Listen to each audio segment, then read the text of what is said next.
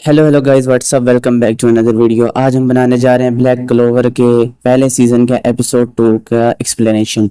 अगर आपको ऐसी वीडियोस पसंद आती हैं तो मेरी वीडियो को लाइक करें, इस चैनल को सब्सक्राइब करें, इसे ज़्यादा से ज़्यादा शेयर करें ताकि मैं ऐसी मोटिवेशन और पा सकूं और ज़्यादा से ज़्यादा ये वीडियोस बना सकूं। So let's get started. तो पहले सीन में हम देखते हैं कि यूनो भाग रहा होता है और आस्था को कहता है कि रुक जाओ, और उसी वक्त यूनो गिर जाता है। तो फिर आस्था वापसी भागते हुए आता है और यूनो से पूछता है क्या तुम ठीक हो। तो यूनो इस वक्त रोना शुरू कर देता है। आस्था यूनो को उठाता है और कहता है कि बच्चे ना बन जाया करो, इतना रोया ना करो। तो फिर आस्था यूनो को कहता है कि देखो, घबराने वाली बात नहीं है, मैं हमेशा तुम्हारे साथ हूँ। तो यूनो इस बात पर खुश हो जाता है और कहता है हाँ हाँ बिल्कुल।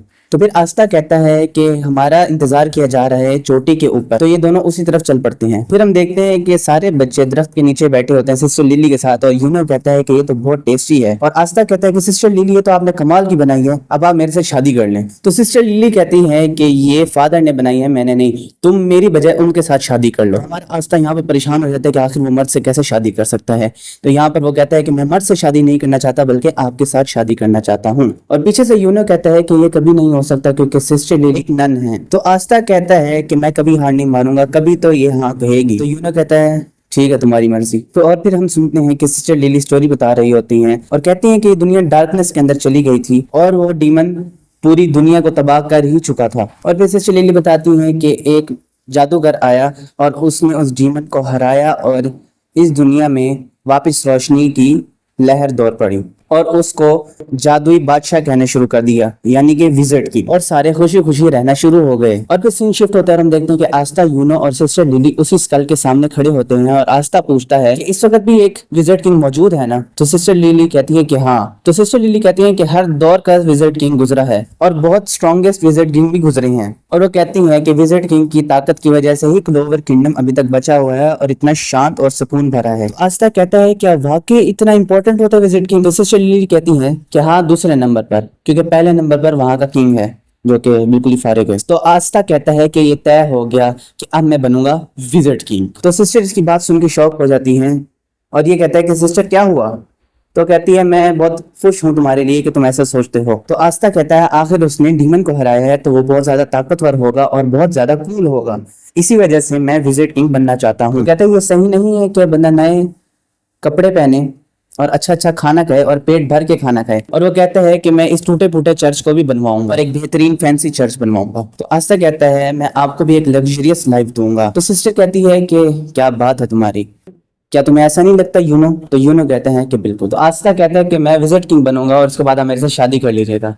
तो सिस्टर लिली कहती है कि ये दो अलग अलग सब्जेक्ट्स हैं और इसका कोई फायदा नहीं। तो आस्था हमारा हक्का बक्का और परेशान हो जाता है। तो आस्था कहता है कि मैं हार नहीं मानूंगा और मैं कोशिश करता रहूंगा, एक दिन तो तू हाँ कहेगी। और फिर सीन शिफ्ट होता है और हम देखते हैं कि आस्था कोशिश कर रहा होता है मैजिक करने की, लेकिन उससे हो नहीं पा रहा होता और वो बहुत ज्यादा परेशान होता है इस बात से क्योंकि वो मैजिक नहीं कर सकता इतनी उम्र में भी। और वो कहता है कि आखिर मैं क्यों मैजिक नहीं कर सकता। और फिर वो सिस्टर लिली को कहता है कि लाइए मैं आपकी मदद कर देता हूँ लॉन्ड्री के लिए। तो सिस्टर लिली कहती हैं कि बेहद शुक्रिया। तो आस्था कहने वाला होता है क्या मुझसे शाह।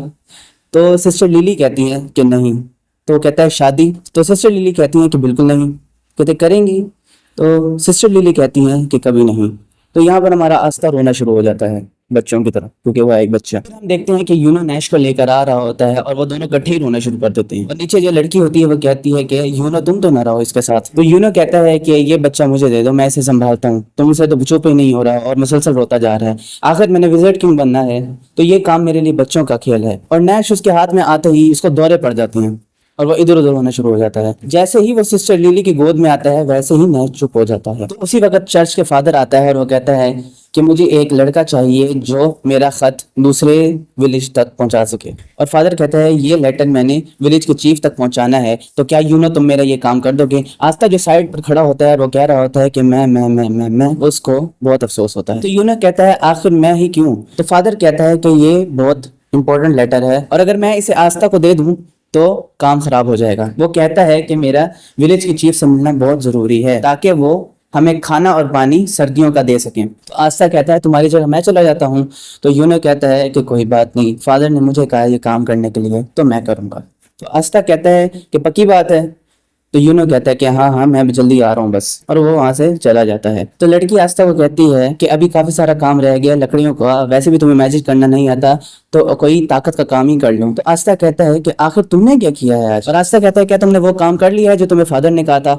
तो उसने कहा मैं तो घंटों पहले ही ये काम कर चुकी हूँ। यहाँ पर हम देखते हैं कि शराबी को बाहर निकाल दिया जाता है क्योंकि उसके पास पैसे नहीं होते और वो फ्री में पी रहा होता है। और वहाँ का ओनर कहता है पहले पैसे लेकर आओ फिर तुम्हें शराब मिलेगी। उसी वक्त वहां से यूनो जा रहा होता है और वो नीचे गिर जाता है, और वही बंदा जो पहले शराब वाली जगह से निकाल दिया जाता है वो उसे यूनो को देखता है और उसके बैंडिट को देखता है और वो एक स्माइल देता है। तो यूनो खत पहुंचा देता है और वहां पे जो बंदा खड़ा होता है वो कहता है ध्यान से जाना, यहाँ पे बहुत रात हो रही है और ख्याल से जाना। तो यूनो कहता है कि आपका बहुत शुक्रिया कि आपको मेरी फिक्र है, और यूनो वहां से चला जाता है। और फिर हम देखते हैं कि यूनो भाग रहा होता है और उसी बंदे से टकरा जाता है। फिर सीन शिफ्ट होता है और हम देखते हैं कि आस्था और वो लड़की बैठी होती है और सिस्टर लिली को बहुत ज्यादा फिक्र हो रही होती है और वो कहती है अभी तक यूनो क्यों नहीं आया और फादर भी नहीं है। तो आस्था कहता है कि मैं भूख से मरा जा रहा हूँ। तो उसी वक्त वो लड़की कहती है कि तुम्हें अभी भूख क्यों पड़ी है जबकि यूनो अभी तक वापस ही नहीं आया दूसरे विलेज से। और फिर हम देखते हैं कि यूनो को मार पड़ रही होती है और वो बार बार मुसलसल कोशिश कर रहा होता है कि उसे उसका बैंडिट मिल जाए, लेकिन वो बंदा उसको उसका बैंडिट नहीं दे रहा होता। आखिर में यूनो हार मारने ही वाला होता है, लेकिन उसी वक्त एंट्री होती है आस्था की और वो उसके पीछे ही पड़ जाता है कि बैंडिट यूनो का वापस करो।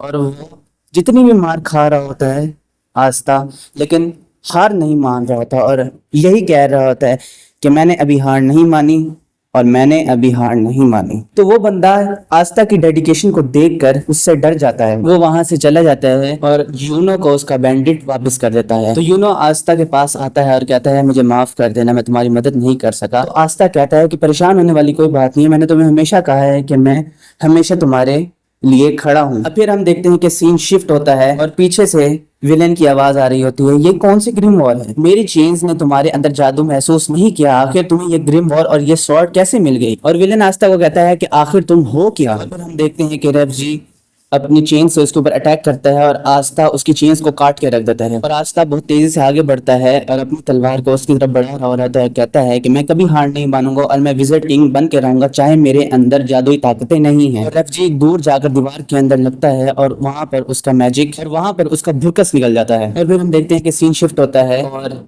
यूनो आस्था से माफी मांग रहा होता है कि ये सारा मेरी गलती है, हिम्मत रखना। तो आस्था कहता है कि ये तो कुछ भी नहीं है, आखिर मैंने विजिट किंग बनना है तो ये तो बहुत छोटी चीजें हैं, और जब मैं विजिट किंग बन जाऊंगा तो मैं तुम सबको हिफाजत में रखूंगा और मैं तुम्हें एक बेहतरीन लग्जरी लाइफ दूंगा और मैं ये उन लोगों को प्रूव कर दूंगा चाहे तुम गरीब हो चाहे तुम अनाथ हो, लेकिन तुम इस दुनिया में कुछ कर सकते हो। और आस्था कहता है कि आखिर ये कोई भी कर सकता है और मैं जरूर बनूंगा विजिट किंग। यूनो कहता है कि अब से मैं कभी नहीं रहूंगा और मैं भी जरूर विजिट किंग बनूंगा, मैं ताकतवर और स्ट्रांग बनूंगा ताकि मैं तुम सबको प्रोटेक्ट कर सकूं। और फिर हम देखते हैं कि सीन शिफ्ट होता है और आस्था कह रहा होता है चेक करो मेरी ग्रिम वॉर, आखिर ये थोड़ी सी पुरानी, आखिर ये है तो मेरी ग्रिम वॉर और मुझे ये बहुत पसंद है। यूनो कहता है कि आखिर तुमने फिर से मुझे बचा लिया और मैं ये तुम्हारा उधार जरूर चुकता करूंगा। और यूनो कहता है कि याद है हम दोनों ने एक वादा किया था, और हमें फ्लैशबैक दिखाया जाता है जिसके अंदर आस्था कहता है कि आखिर तुम भी विजिट किंग बनना चाहते हो तो इस तरीके से तुम मेरे राइवल हो। फिर हम वापस आते हैं और आस्था कहता है कि मुझे यकीन नहीं हो रहा अभी तक तुम्हें वो याद है। यूनो कहता है कि तुमने मुझे होप दी कि गरीब और यतीम लड़का भी विजिट किंग बन सकता है। और हम देखते हैं कि आस्था और यूनो एक दूसरे के साथ अपनी फिस्ट मिलाते हैं और कहते हैं कि देखते हैं कि विजिट किंग कौन बनता है, और यहीं पर एपिसोड खत्म हो जाता है। अगर आपको ऐसी वीडियो पसंद आती हैं तो मेरे चैनल को सब्सक्राइब करें और इस वीडियो को ज्यादा से ज्यादा देखें ताकि इस चैनल की रीच बढ़ सके और मैं ऐसा कंटेंट आपके लिए ला सकूं। सो बाय बाय गाइस, अगली वीडियो में मिलते हैं।